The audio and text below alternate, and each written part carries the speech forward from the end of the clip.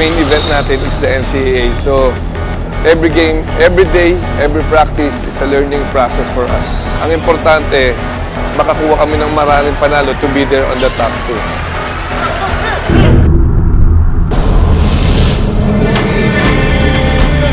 Last 2 minutes for the JRU Heavy Bombers. Sasagot pa sila. Tingnan natin kung hahabol pa dito ang mga JRU Heavy Bombers. Ano ang kanilang magiging sagot? 88 San Beda Red Lions kontra JRU 69. Ito nga partner, nasabi natin. Every game will be a championship game for us. Yan ang sinasabi ko sa kanila. There's no reason for us to be out in the final.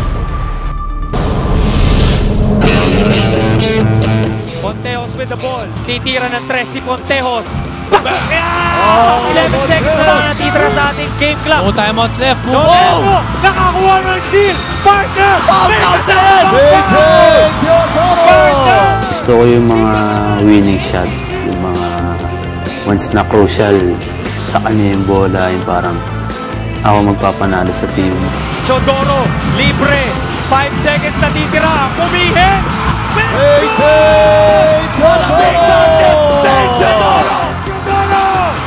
Grabe, partner! 90 Oliver Oraime! Walang doon! Wow! 1 minute and 50 remaining. Bola na kay Paolo Pontejos. Double high speed na tinakbo. Right on cue! Paolo Pontejos for 3! Pero hindi naman magpapatalo ang ating Canadian gunslinger na si Nicole. 80, tanga ng bola, binabantayan ni Nichols. That is good! Big shot! 80 Chodoro, right in the front of... Doon ko nalalaman ko sino yung magaling na player sa crucial game.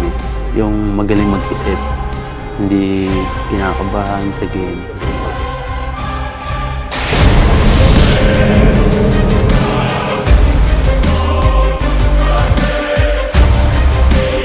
Going to be another big stop on the part of JRU Heavy Bombers. Pontejos with a nice step back.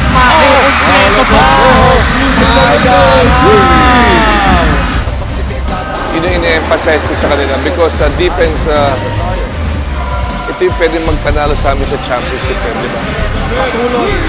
Now, the first team para mag-clinch, no, ng playoff spot. Ito naman panig ng JRU. Wala tayong dapat excuses. Let's aim high.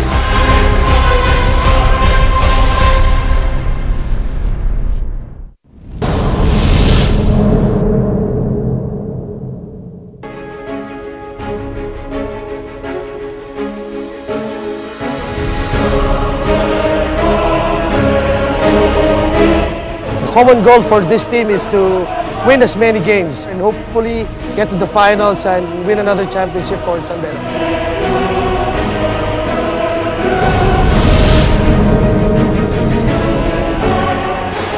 Sara, pinasa kay De La Cruz. De La Cruz! Dito mo makikita ang development ng ating mga players. Art De La Cruz, dumating sa San Beda, one of the most efficient players dito sa ating liga. Toko, license to shoot! 4 out of 4, Raj Toko. Tangkwa, good fake! yes, faking. Coach, pero Arthur De La Cruz continuing to do damage. 18 points na para kay De La Cruz. Siya po ang leading scorer. Nasa kay Ice Reyes. Bocon, traveling. Able to deflect that shot by Mark Rose at Adeogun. Binangga si Racal. Pangatlong foul na yan ni Ola. McJorluip, tumira sa labas. In and out. Oh! Kevin Racal coming from out of nowhere.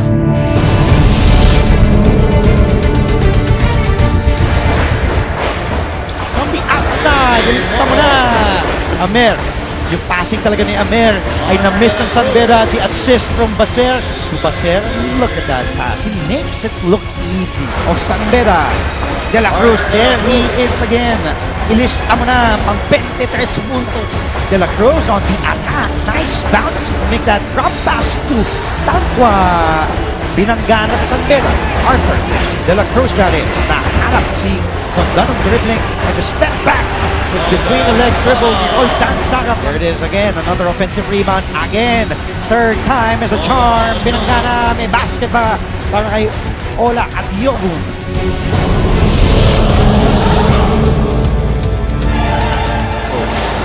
Tumuloy-tuloy si Arthur de la Cruz. That basket was good. Pero feeling niya nagpinangga siya ni Quito.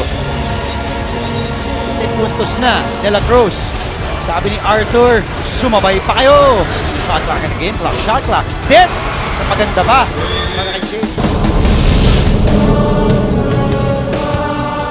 We don't want to say we're working today, huh?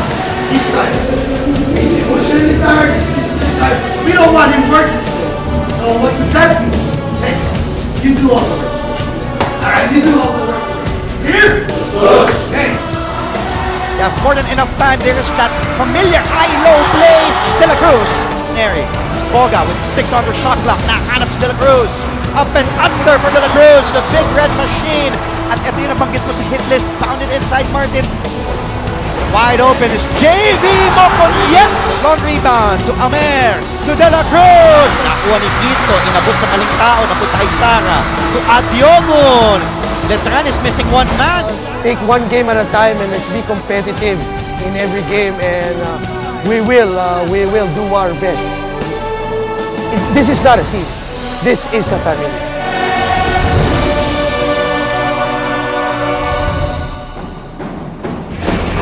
So, lingkong taon sa NCAA, isang koponan lamang ang nakakapagtapos sa elimination round bilang number 1 team.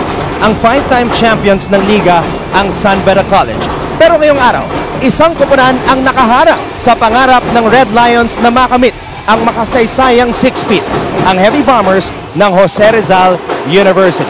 Ito po ang Final Four sa Season 91 ng NCAA at binabati namin kayo ng live mula dito sa Mall of Asia Arena sa lungsod ng Pasay. Maraming salamat po sa pagtutok ngayon sa ABS-CBN Sports in Action sa Balls HD, Sky Cable Channel 195, and we are also greeting everybody watching from around the world via the Filipino channel, at binabati din po namin ang lahat ng mga nakatutok via live streaming sa TFC.tv. It is the Red Lions versus the Heavy Bombers sa ikalawang bahagi ng ating Final Four. Mabuhay Pilipinas! Ako po ang inyong lingkod, Anton Rojas, at mga kasama natin ngayon para ma-breakdown itong bakbakan sa pagitan ng Beda at JRU. Walang iba kundi si Coach Olsen Rosella. Magandang hapon, Anton.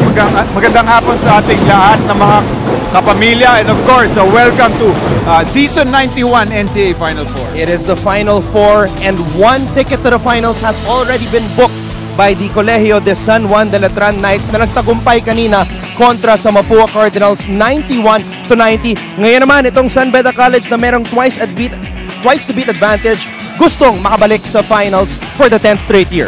Yes, well, after 4 months of intense NCAA action, Anton, we're down to our 3 teams. Kanina nga natalo ang Mapua sa Letran, so Letran advances to the finals. At ngayon sa larong ito, we have JRU against San Beda, with of course San Beda having the twice to beat advantage. Of course, whoever makes it to the finals, best of 3 yun. At alam naman natin kung ano ang nangyari sa pagitan ng dalawang koponan na ito, JRU at San Beda, sa elimination round. Nanaig ang Red Lions in both meetings, winning by an average margin of 13.5 points per game. But in the first round meeting, JRU out-rebounded the Red Lions by 3 rebounds. Pero nakabawi naman ang Red Lions sa second round meeting, out-rebounding them by 14. Yes, kagaya yung sinabi mo, Anton, in those 2 games, panalo parehong laro ang San Beda. The first game, winning it convincingly, 88-69. Although natalo nga San Beda sa rebounding department, pero tinambakan naman ng San Beda ang JRU. In the second game, medyo dikit, 83-75. Pero kapuna-puna yung fourth quarter scoring doon. Doon lang medyo umulagwa ang San Beda kalaban ng JRU. Dikit all throughout, pero sa fourth quarter talaga lumamang ang San Beda. Of course, in that second game, San Beda was led by Art de la Cruz's triple-double. At ngayon, Coach Olsen, hihimayin pa natin ang husto itong matchup sa pagitan ng Red Lions at JRU. Puntahan natin ngayon ang iyong segment, Coach Olsen's Keys to Success. Yes, unahin natin ang San Beda. Of course, number 1 key for them to succeed in winning this game, of course, is play with a sense of urgency. We know that this is already the Final Four, so dapat meron talaga sense of urgency. Pero, of course, twice to beat ang San Beda. Hindi sila pwedeng pumasok dito sa laro nito thinking that they can lose one game. They should not think about losing. Anything can happen in a do-or-die game. So dapat ang tingin nila is dapat manalo sila. Of course, in a do-or-die game, JRU ang lamang doon. Second, contain the scoring duo of JRU. When I talk about scoring duo, you talk about Teodoro and Pontejos. Si Teodoro averaged in 16.4 points, Pontejos 14.2. At itong dalawang to, capable of scoring at any given night. Career high of 32 points between them in season 91. So, kaya-kayang pumutok nitong dalawang to. At pangatlong key, of course, handle JRU pressure and execute. Huwag natin kalimutan, JRU is also a pressing team. So, they force a lot of turnovers. So, kailangan dito San Beda to take care of the basketball at ang responsibilidad dyan mapupunta dun sa kanyang mga point guards. Alam natin, Coach Olsen, na number 1 pagdating sa scoring itong 5-time champions ng NCAA San Beda College. Alamin naman natin ngayon kung ano ang kailangan gawin ng Heavy Bombers upang magtagumpay at mag-force ng isang playoff sa Friday. Sa JRU naman, Anton, again, 3 keys for them. Number 1 is believe. Kailangan maniwala sila na kaya nila manalo dito sa game na to. Although San Beda has made it to the Final Four 10 straight years, they won 5 championships in the past 5 years, but they are not invincible. This season, season 91, in their 5 losses, they've been very inconsistent. Although they got the number 1 seeding, they've been very inconsistent, especially in those losses to Arellano and Letran. At kailangan lang maalala ng JRU, of course, that towards the end of the eliminations, they won 6 straight. So, kung tatandaan nila yon, coupled with the fact that they beat San Beda last season in season 90, kailangan kayang-kaya nila yon. And number 2 is limit production of the Big Red Machine. Yes. Big Red Machine, of course, that's Art De La Cruz of San Beda. He averages 19.3 points, 10.8 rebounds, and 6.3 assists. In fact, in the round 2 encounter, nabanggit natin, he had a triple-double against JRU. Pero pag pinag-usapan natin si Art De La Cruz, alam naman natin na siya ang chief playmaker ng San Beda. He is a point forward kung tawagin. Ang bola talaga nagdadaan dito sa taong ito. So JRU has to limit his production. And lastly, control the board. When you talk about rebounding for San Beda, you talk about their very tall front line. Nandyan si Ola Diogo, nandyan si Art De La Cruz, you have Sorella starting from them, and then Mocon coming off the bench. So napakalaki ng front line nila. So JRU has to control the boards. If you control Ola, I feel, they will control the rebounding. So those are the 3 keys for me for JRU. I just want to go back to Arthur De La Cruz. In the past 3 games, 10 puntos lang per contest ang in-average nitong si Arthur De La Cruz. But against JRU, he is averaging 27.5 points per game this season. That's a good point, Anton. At I'm pretty sure alam na alam ni Coach Ferel Meneses yan kung gaano kasakit ng ulo si Art De La Cruz sa kanyang koponan. At upang makumpleto ang ating broadcast team ngayon, makakasama natin at courtside si Roxanne Monte Alegre. Hello, Roxanne! Hi, Anton! Mga kapamilya, I'm sure excited na kayo sa napakainit na bakbakan dito sa hardcourt. But before that, ilabas niyo muna ang phones niyo at makipagkulitan sa amin gamit ang hashtag NCAA Season 91, hashtag Galing SBC, at hashtag Galing JRU para sa larong ito. Bubisita rin kayo sa sports.abs-cbn.com. At kung meron kayong tanong sa legendary Coach Rara Racela at ang ating Mr. Pure Business, Anton Rojas, maaari lang kaming i-tweet sa mga social media accounts posted on your screen. Kaya guys, mag-tweet na kayo because we really want to hear from you. Anton? Maraming salamat, Roxanne. Legendary Coach Olsen Rara Racela. Ano masasabi mo doon, Coach? Well, speechless ako. Pero pag si Roxanne nagsabi na okay lang, okay lang. San Beda trying to make history by going to the finals for the 10th straight season. Eto naman JRU hoping to force a playoff sa Biyernes. Ito po ang Final Four sa Season 91 ng NCAA. Ilabas ang galing.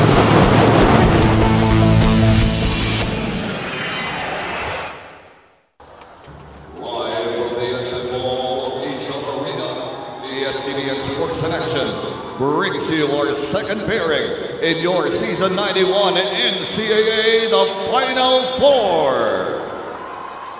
Let us meet the starters. First, for the twice-to-beat 5-time champions, San Beda Red Lions. Off guard number 4, Jose Koga. Point guard number 7, Jose Rizal. Center number 10, Ola Adiogon. Forward number 16, Michael Sorena. And the power forward number 18, Art de la Cruz. Head coach of the Red Lions, Jamaica Rin. And now, starting with a squad trying to extend this to our rubber match this Friday here on the JRU Heavy Bombers. Power forward number 4, James Astilia. Welcome to the second half of our Final Four dito sa Season 91 ng NCAA. Ang starting lineup para sa kupunan ni Coach Jamaica Rin, Baseramer, Yusei Koga, Ola Diogon, the man in the middle, Michael Sorella, and Arthur de la Cruz, the usual starters para sa 5-time defending champions. Ngayon naman, silipin natin ang starting 5 para sa kupunan ni Coach Vergel Meneses. And what a surprise, Paulo Pontejos starting after playing just 11 minutes sa kanilang huling laban. Of course, Paulo Pontejos, an emotional week for him, emotional past 10 days with the passing of his father, Joey. He will be joined by Abdel Patucci, Tete Chodoro, the captain, Dave Sanchez, and of course, Astilia, who is also a surprise starter dito sa bakbakan na to. He is tasked to defend Arthur de la Cruz, who kicks it out to Baseramer, fires for 3, and the hammer drops it from long range. Yes, you talked about yung being usual starting lineup for San Beda. Final Four na to, Anton, hindi na pwede mag-gamble ang kahit sinong koponan. Ito na ang pinakamalakas na lineup ng San Beda at yun na nga ang starting 5 nila. Samantalang si JRU, talking about a strong starting 5, pag pinagsama mo nga naman si Pontejos at si Teodoro, malakas na lineup yon para sa JRU. Pero itong surprise starter na si James Astilia, sophomore forward, nakakuha ng unang puntos para sa Heavy Bombers dito sa laban na to, Coach Olsen. And I'm pretty sure kaya nasa loob yan is para depensahan itong si Ola Adiogon. At nakita natin yung matchup na yun, si Ola Adiogon agad ang pinantayan niya. Samantala, Baseramer back-to-back triples. You know, we haven't seen the best Baseramer this season, Coach Olsen, dahil nga he's been dealing with an injured right shoulder. Oh, he's been in and out of the lineup because of his injuries. At ang feeling ko lang, itong Final Four, we should expect the real Baseramer to come out. 100% Baseramer na maglalaro dito sa Final Four. And back-to-back triples na naipasok ni Baseramer, looking for championship number 5. Pinasa sa loob ni Amer dito kay Adiogon, who drops it down low para kay Arthur de la Cruz, who I mentioned is averaging 27.5 points per game kontra sa JRU ngayong season. Oh, medyo nagpalit ng role yung dalawa. Instead of Art de la Cruz making that pass to Ola Adiogon, si Ola Adiogon nagbigay ng assist kay Art de la Cruz. Ngayon naman puntahan natin si Roxanne Montealegre with her first report. Roxanne? Yes, Anton. This is what we've worked hard for. Yan ang paalala ni Coach Jamaica Rin sa kanyang players. At para sa kanya, 3 lang ang kailangan nilang gawin para manalo sa larong ito. Yan ay to stop Tete Teodoro, dominate from within, and take care of the ball. What do you think, Anton, Coach Olsen?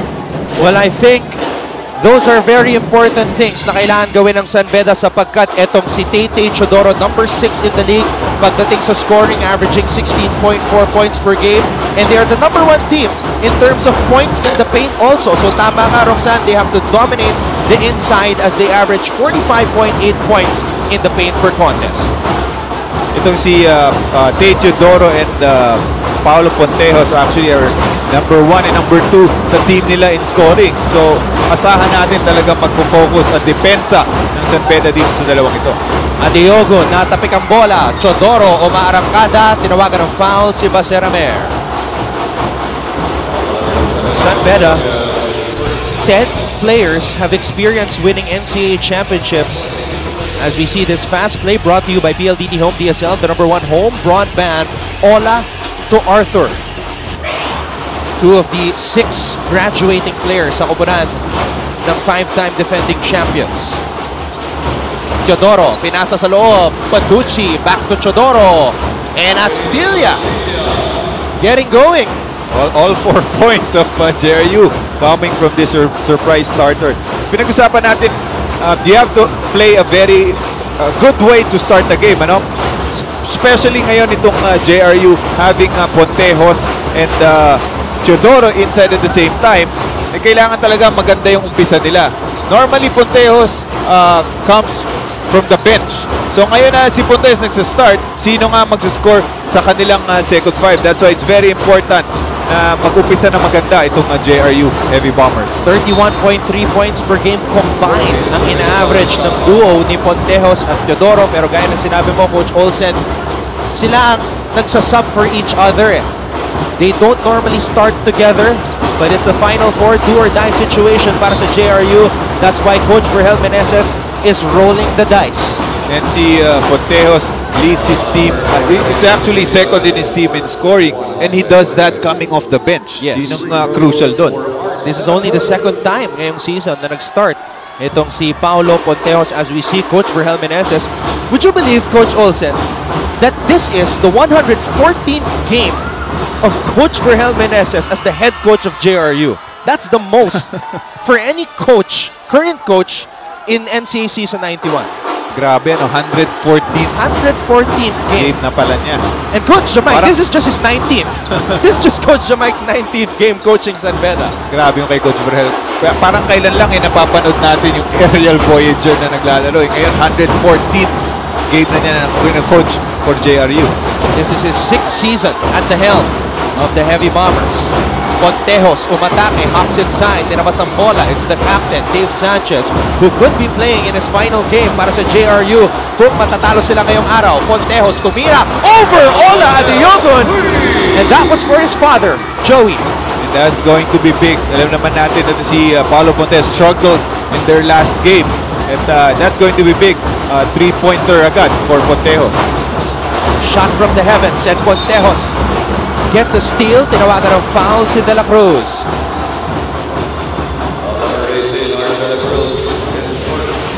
Panoorin natin muli itong Master Guapo move of the quarter. Watch out for more Guapo moves powered by Master, sikreto ng mga Guapo. We've seen so many shots from Paolo Pontejos ngayong season na yung degree of difficulty napakataas. And he can produce so many shots. Ano? May mga spin move siya, may mga up and under, may half step pa. But you know, may degree of difficulty. Ngayon, mas talaga nahihirapan siya shots nga dahil sa nangyari sa kanyang buhay in his past experience. JRU on a run. Tabla na ang ating bakbakan after that Patucci jumper. Magbabalik po ang Final Four. Season 91 ng NCAA, ilabas ang galing.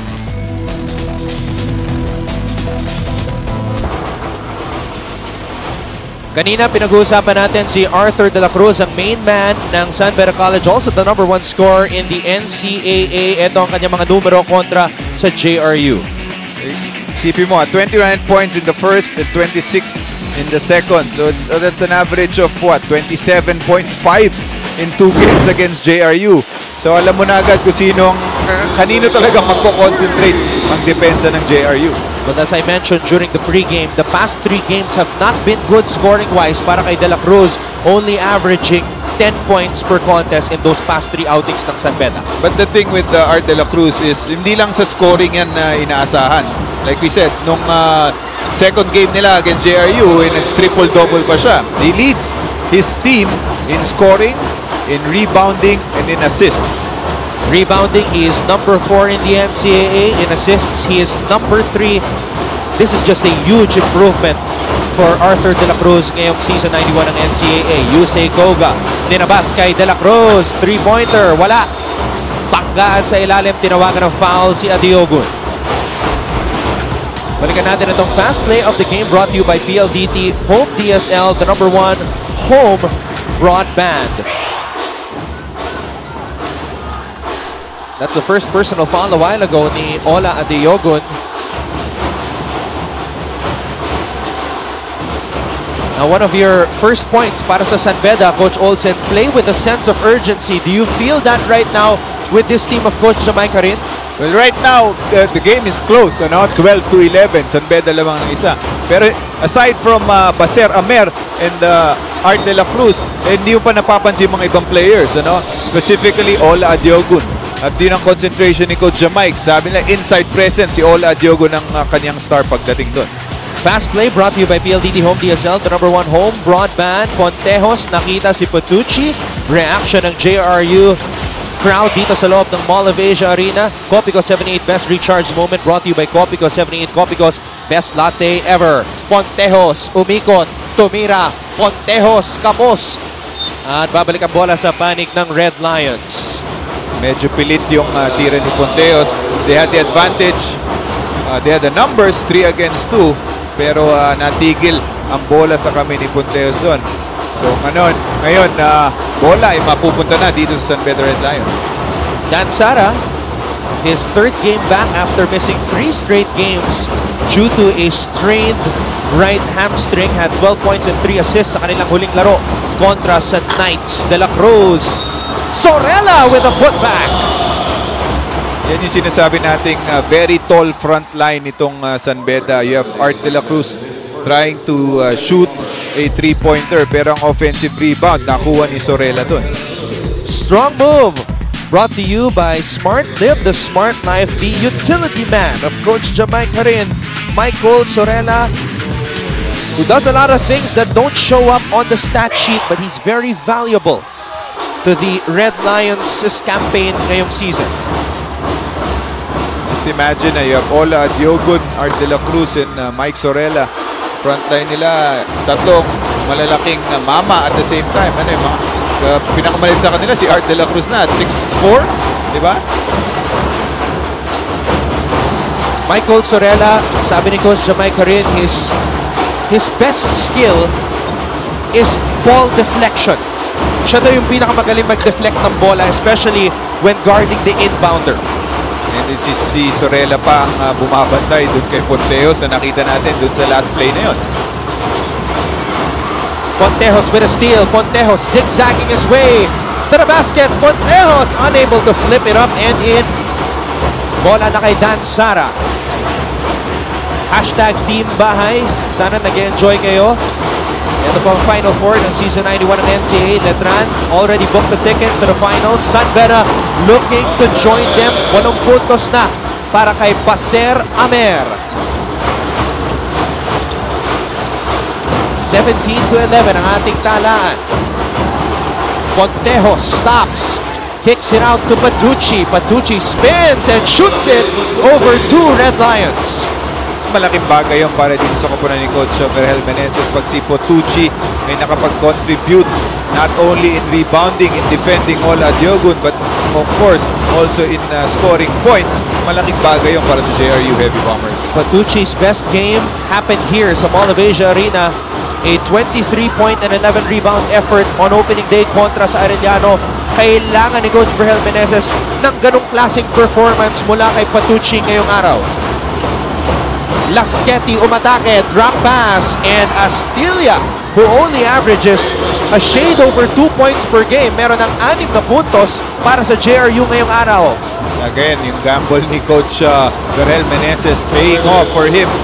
Actually, nandyan yan para magdepensa lang kay Ola Adiogo, but scoring 6 points is a very big bonus para sa JRU. Sorella umatake, what a move! Just unable to put it through the hoop. Adeyogun umikot, Ola Adeyogun tinawagan ng traveling.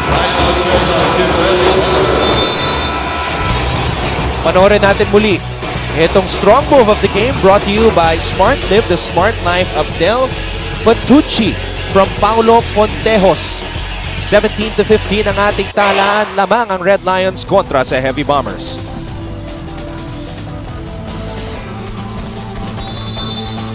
Sea of Red behind us dito sa loob ng Mall of Asia Arena sa lungsod ng Pasay upang suportahan ang Red Lions na nagnanais na makarating sa finals for the 10th straight year. Again, 10th straight Final Four appearances, 9 straight years in the finals. If they win today, that's going to be 10 straight years in the NCAA finals para sa Red Lions. The only remaining founding member ng pinakaunang collegiate sports league ng Pilipinas, which was established back in 1924. Teodoro can't establish a connection from long distance as he misses. Amer, Romarachada, Amer, umikot, pinasa kay Mocon, back to Amer, 15 on the shot clock. He swings into Sara. Sara umatake. Threads the needle with that pass. And a 3-second violation call on Donald Tangwa. Yes, back-to-back turnovers for San Beda. Itong JRU dito sa first quarter talagang dumidikit dito sa San Beda Red Lions. Sinabi mo nga sa Coach O's keys to success, JRU, the first thing they gotta do is believe. They have to believe that they can beat the team that has mastered them in the elimination round. Patucci, hand off to Tete. Tete, cross-court pass to Gio Laschetti. Laschetti with a finger roll. And so far, it's just the role players na nagpapakita dito sa JRU. Pontejos and Teodoro hindi pa pumuputok. Pero itong role players ng JRU talagang nagbibigay at tumutulong dito sa kanilang koponan. 4 out of the 8 players na pinasok ni Coach Berhel Meneses nakapuntos na para sa Heavy Bombers. Amer shakes off his defender. That's an air ball. Rebound, De La Paz. De La Paz, umatake. Dinabas ang bola. Laschetti to Tete. Tete steps back. Fires. Tete Teodoro. At hindi madali yung ginawa ni Tete Teodoro. Going to his right. Alam na naman natin na kaliwe dito si Tete Teodoro. Pero going to his right. Tapos step back pa. Unang puntos ni Tete Teodoro dito sa bakbakan na to. Amer to Sara. That's a foul on De La Paz. And he really gave up that foul on purpose because wala pa sa penalty itong JRU. Itong signature move ni Tete Teodoro na inyong mapapanood na ginawa niya kontra kay Andre Felix sa #TakeOverNCAA. Copico 78 Best Recharge Moment brought to you by Copico 78, Copico's Best Latte Ever. Mamaya sa halftime, may kita nyo yan. So stay tuned as JRU leads San Beda. Coach Olsen at the end of the first quarter, 19-17. It's a very good start for JRU. Maganda yung ginawa ni Coach Berhel Meneses in starting both Pontejos at Teodoro at the same time. 5 turnovers committed by the Red Lions, just 1 para sa JRU.